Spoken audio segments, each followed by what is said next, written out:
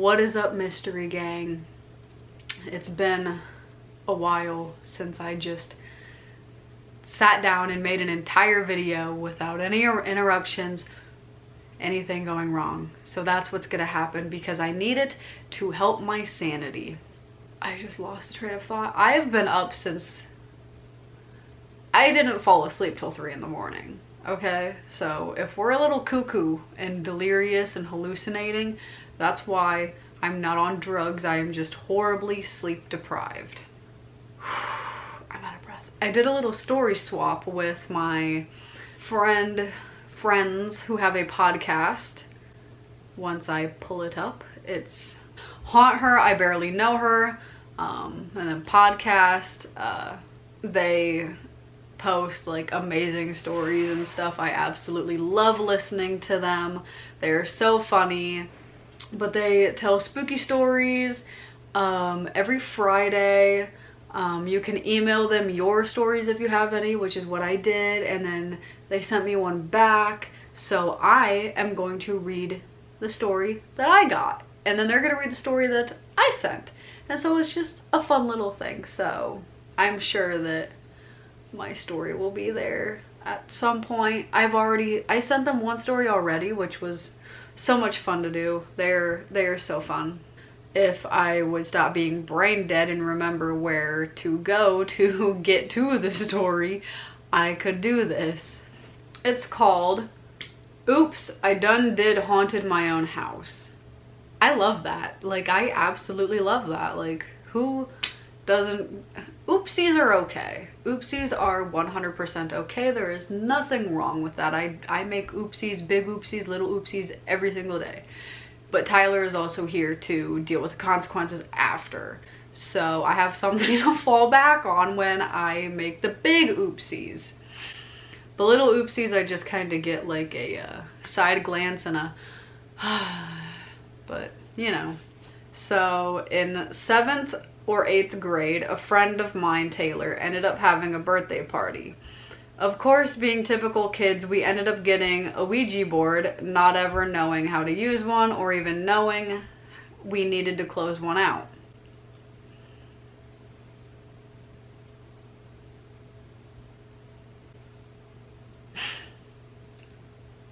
I have no room to say anything because I done broke every single rule on that board. Yeah, I have. We started to call on people we knew who were deceased, but every time we would try to start a session with someone, the planchette kept moving to goodbye. We got super frustrated and ended up just trying to call on anyone who would listen, and then we got someone. I don't remember the details, but I remember it being scary. I asked the board if it knew my name. It didn't spell my name, but it did end up spelling another girl's name in the room. We screamed and just abandoned ship on the board for the night.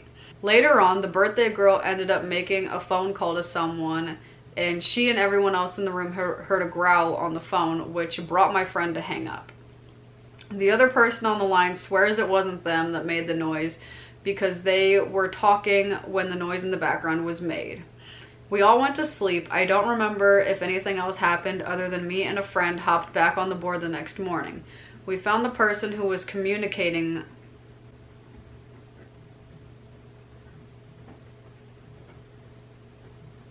that scared the frick out of me. Holy heck, I should not be reading a scary story alone at 10:30 at night in the dark. We found the person who was communicating last night was still on the board. We asked what happened to them and they were murdered and with a knife. And that was all we did. We never closed out the board, but I think that girl's stepdad ended up burning the board. When I got home from the party, I remembered that the house felt wrong. I was on the computer in the back of the living room looking down at the hallway, and I just had this intense feeling that someone was watching me. I've always had a real good sixth sense about when I'm being watched, and I just felt like there was someone in the hallway watching me in the middle of the day. So badly to the point I called my mother to come get me that the house was scaring me so badly.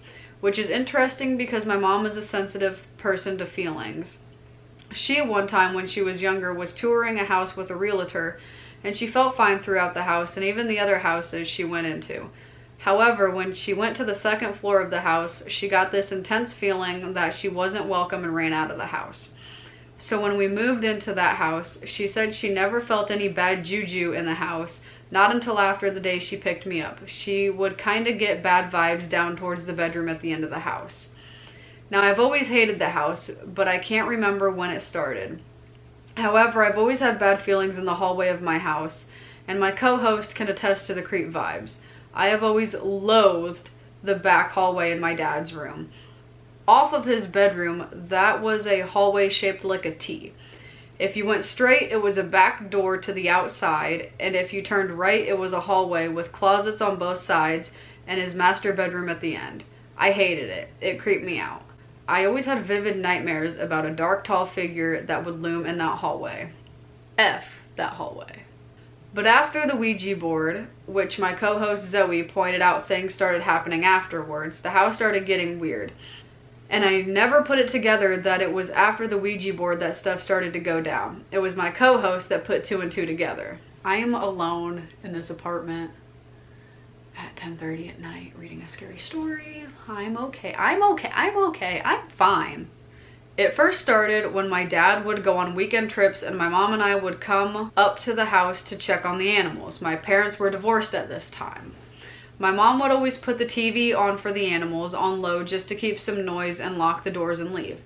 She would come back later and the front door would be wide open and the TV would be off. Or she maybe didn't put the TV on and it would be on.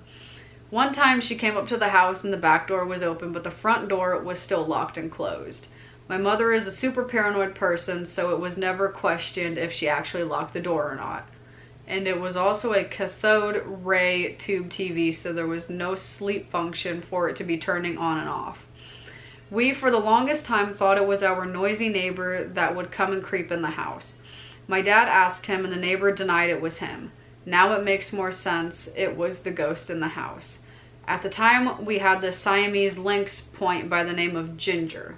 The way my bedroom was set up is that I could lay on my side to face my door and look through my dad's room where the hallway started to his bathroom. One night I'm laying in bed and I see 2 orangish red eyes lower to the floor. I think it's my cat and I call out to my cat like tss, tss, tss. The eyes start moving towards me, naturally moving up and down like it's my cat running toward me, and as they got closer to my dad's doorway, poof, the eyes disappear. I bolted upright in my bed looking for my cat, not understanding what in the hell just happened. Then a few seconds later, green glowing eyes appear from around the corner at the end of my dad's room and I call out, and this time it's Ginger. The next day, the whole event bothered me so bad I put my bed on the opposite side of my room and never moved my bed back to that side of the room ever again. Tension between my dad and I started getting really bad around my high school days, and that's when the activity kind of peaked. It freaked my dad out one night when I was doing homework at the dining room table. I had my binder open working on history and my flip phone, alias 2, was placed above my binder, well onto the table.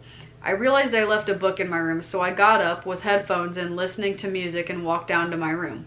I heard what sounded like hard plastic hitting the floor back in the main area in the house and my dad yelling.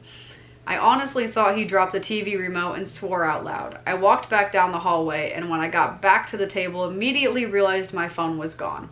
I looked all over the table, and then finally underneath the table. Underneath the table, like well underneath, was my cell phone. I take my headphone out and go to my dad, one room over in the living room. I ask him if he threw my phone on the floor. What the hell was that? And he said no, he thought I threw it onto the floor out of frustration and he was yelling at me for it. So that plastic sound hitting the floor was my phone and my dad yelling at me thinking it was me. I told him no, I was down in my room. And he's like, nah, hold the fuck up. He gets up and we investigate. He was just on the opposite side of the wall from me, but where I was sitting, it was just out of sight for him to see. I never moved the phone from the floor, so even when he saw how far underneath the table it was, he was doing a concern. We quickly looked for the cats, which they weren't allowed on the tables and countertops, but one of the cats was outside and the other laying down. I picked up the phone and looked to see if it had a missed call or a text, and I didn't. I put the phone back on the table where it was, and my dad called it to see what would happen if I did receive a call, but it only spun in a circle from the vibration. One day, midday, My father and I were talking across the dining room, he at the end of the kitchen, and I was standing down at the intersection. We were just talking about something, nothing even paranormal related, and he was getting the hot water to fill up the sink to thaw some meat. There was a break in the conversation, so my dad went to the back fridge to get the meat, and I went down the hallway to get something out of my room. We both came back at the same time, and we both realized at the same time the water was off. He asked me if I turned it off, and I was like, nah, I was in my room. He asked me if he had left it on, and I said yes. A few months later, my dad was home alone in the house. He went to bed later that night when he got to his room. He never turned the light on, like a psycho, and just walked to bed in the dark. Psycho move right there. He said he got about halfway to his bed when a very deep growl went off right in his ear. I'd cry. With his 1000% fight instincts swung with obviously nothing being there. He was freaked out but wrote it off and called out something like, "You can't hurt me, fuck off," and went to bed. Like a psycho. It got to the point, and it was still to the point, even up to the last days I was there, I would never look up walking down the hallway. I wouldn't either. One night, I was walking down the hallway towards my bedroom in the dark because my dad was already asleep. Probably when I got about halfway down the hallway, I heard what sounded like footsteps walking right behind me at the same pace I was walking, but just spaced enough I couldn't hear them. I also heard another set of clothes swishing, kind of like how sweatpants swish in between your legs when you walk, coupled with the footsteps. I'm getting chills. I tried to later recreate that same sound with the sweatpants I was wearing that night, and I could not. I also remember the feeling of a cold sensation coupled with my hair on the back of my head standing up. I took off running immediately and slammed my door shut. It scared me so bad. I'd be scared too. It woke my dad up, so when he asked me what the fuck, he gave the same old "it can't hurt you." One night my dad and I were chilling in the living room watching TV. To my 9:30 was the four-way intersection to the house that led to the front door dining room, hallway, and into the living room where we were sitting. My view was that I could only see down the hallway. My father, sitting in a recliner to my 2 to 2:30, could see well into the intersection. As I'm looking at him and he looking at the TV as I talking to him, I see his face just drop out of horror and he turns white as a ghost. No pun intended. I have never in my life, even up to this point, have seen him look like that and will never forget the look on his face. I'm scared right now. I'm FaceTiming Jordan because I'm scared. Can you do me a favor? Oh God. It's nothing. It's literally nothing. You don't even have to move. Can you mute yourself but like stay on FaceTime? Tyler's outside working on the car and I'm like reading a scary story for a video and I'm really like tweaking myself out right now and I'm scared and I keep hearing noises and I just need like you to be here. I love you. I swear to God. Alright, fine, whatever. I'm like halfway through the story and I'm like really scared. What turns the fucking lights on? I love you. I love you too. Just mute yourself for the next like 10 minutes. I ask him, "What the fuck is wrong, dude?" And he's like, "You're not gonna believe this." A dark shadowy mass had moved from the dining room through the intersection and down into the hallway. No! What the heck? Like he said he could still see through it, but he said it was obviously like a dense shadow. He said it looked like the figure of a person, but definitely was not defined well. I didn't see it, but because I saw my dad's face see it, you bet your ass I slept with the lights on that night. I'm gonna sleep with the lights on tonight because I'm having heart palpitations. My father, however, wasn't the only one who saw this figure. My uncle went through a tough spot and stayed with my dad and I. We didn't really have an extra bedroom for him. However, our living room was big enough and unused that he put his bed in the backside and slept in the living room. He asked my father what was up with the dark shadow figure moving down the hallway. It spooked him a little, but he had the same mentality of "it can't hurt you," so didn't really care a whole lot. At first he thought it was someone getting up at night, but soon realized it was not a person. If anything else happened in that house, my dad certainly didn't tell me or we didn't notice. However, there was an employee of my father who saw something more than a shadow. He was sitting at the bar in my kitchen while my dad was getting some food out when the worker looked to his left out a large window that was overlooking the back porch and yard. He yelled out that there was a man walking from left to right in the front of the window and he had no idea who it was. This also took place in broad daylight. My dad, grabbing his foot-long carving knife, ran out to the back patio to find this person. The worker came out too, but then just started to say, "Oh no," over and over. My dad asked what was up. The worker began to explain that how close the guy was walking to the window, there was no way he could walk because of the patio furniture and the grill was in the way. It also didn't make sense for that person to walk in that direction because only a couple more feet past the window was a wall with a utility closet. The worker, after that point, would never get out of the truck when at my dad's house because of how freaked out he was. This was the last thing that happened in the house for a long time. I don't think my dad would have believed any of this if his own father hadn't have seen something for himself. His father, my grandfather, was at his parents' house sitting at the dining room table working on college work while my grandmother was upstairs in the bedroom. While he was sitting at the dining room table, there was a hallway to the left that would go into the kitchen that had a service stairwell that would lead to the second story. To the right was another small and dark hallway that led to the main staircase to the second floor. He was by himself working when he heard a noise to his right. He looked up and didn't see anything there. He looked back down at his work and heard another noise again to his right. This time when he looked up, he saw a dark, shadowy figure standing in the hallway with red glowing eyes. He took the hell off into the kitchen and up the service stairwell and jumped into bed with my grandmother. I would too. She said she had never seen him like that before or ever again after, but she said he claimed he saw the devil that night. He was a deacon at the local Catholic church, so this man was not playing.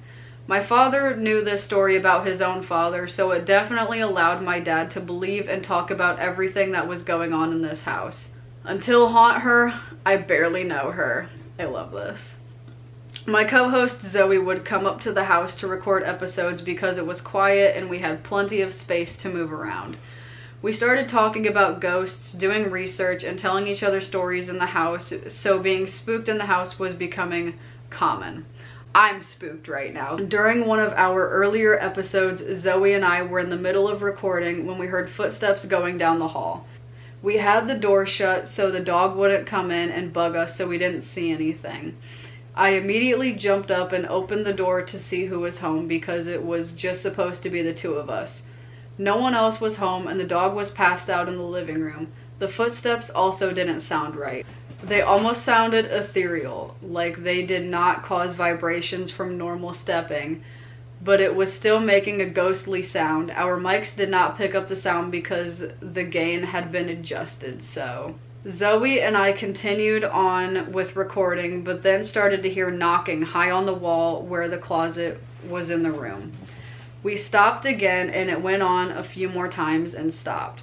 What's interesting though is to knock on that side of the wall in the closet, you have to be in the hallway closet by the front door to knock. I got up again to check and the door was shut and no one was in the house still. I was getting frustrated from all the editing I was going to have to do because of the interruptions from the ghost. I yelled out, "I hear you, but knock it off, you're fucking up my audio." It stopped after that. I never told any of this to my dad, except one day he yelled at me and said, "You little assholes got that ghost going again." And I asked him what he meant, and he said he was sitting home alone one night in the recliner, which was now on the opposite side of the living room. He gets a feeling he's being watched, and when he looks up, he sees the black shadow figure kind of standing in the doorway looking at him. My dad responds, "Hey man, I haven't seen you in a while," to which the shadow just disappears. So I told him about the footsteps and the knocking, and he was like, "Oh gee, thanks a lot." My dad later told me he heard his name called out in the backyard. He was out on the back patio using the grill, and he said he heard a woman call out his name, Greg. He He's hard of hearing, so hearing his name being called would mean it would have to have been really loud. He turned around, we had plenty of open backyard, and saw no one there.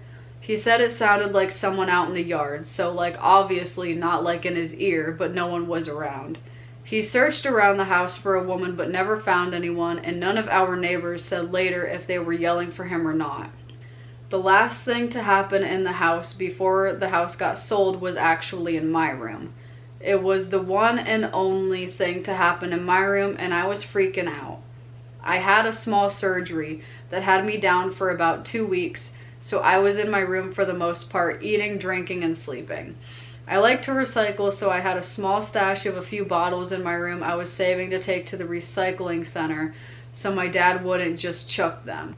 One evening I walked to my room and a chocolate milk bottle that was more towards the center of the stash had been pulled out, placed upside down in the middle of my floor. I had just been in my room like 2 minutes prior. The bottle had even been pulled out of the center of the stash, but the other bottles weren't moved out of the way. So the bottle had to have been picked up from the center, not to disrupt any of the other bottles, moved 2 to 3 feet away, and placed upside down. I completely flipped out and went and got my dad. I would too. I bring him in and show him the bottle and have him swear to me he did not do that to mess with me. Now over the years he's had to deal with my crying, sleeping with the lights on BS, so he did not like to mess with me because he has to deal with it. So he swears he literally didn't do it. I respond cool and immediately just kick the bottle because it was creeping me out. For some dumb reason, I did not take a picture and I absolutely regret it to this day. I've never seen a bottle of chocolate milk look so ominous. Okay. I'm gonna hang up now, okay? Okay. What the fuck? What the fuck? Are you eating ice cream? Yes, I'm eating ice cream. Watching the movie too, damn it. Okay, well, I'm gonna hang up now and I'll tell you when I'm home. Okay. Okay, I love you. Alright, there we go. Bye, bitch. Bye. So that was that. I'm scared. I'm gonna have nightmares and you're gonna have to deal with it. I told them in the beginning that I literally didn't fall asleep till like 3 in the morning because it was storming and I was scared, and now I'm gonna have to deal with this. That was a scary story. But like and comment and subscribe if you liked that. We're almost to like 800 subscribers, so subscribe, please. I love it. Let's get to 800. If I would have seen that 10 minutes ago, I would have been panicking, and my battery's about to die, so I'm going to start talking faster. So thanks for watching. I love you guys. I'll see you next time in the next spooky dooky video, which is going to be soon. I got so many good things coming, so stay tuned, okay? Bye. Spaz.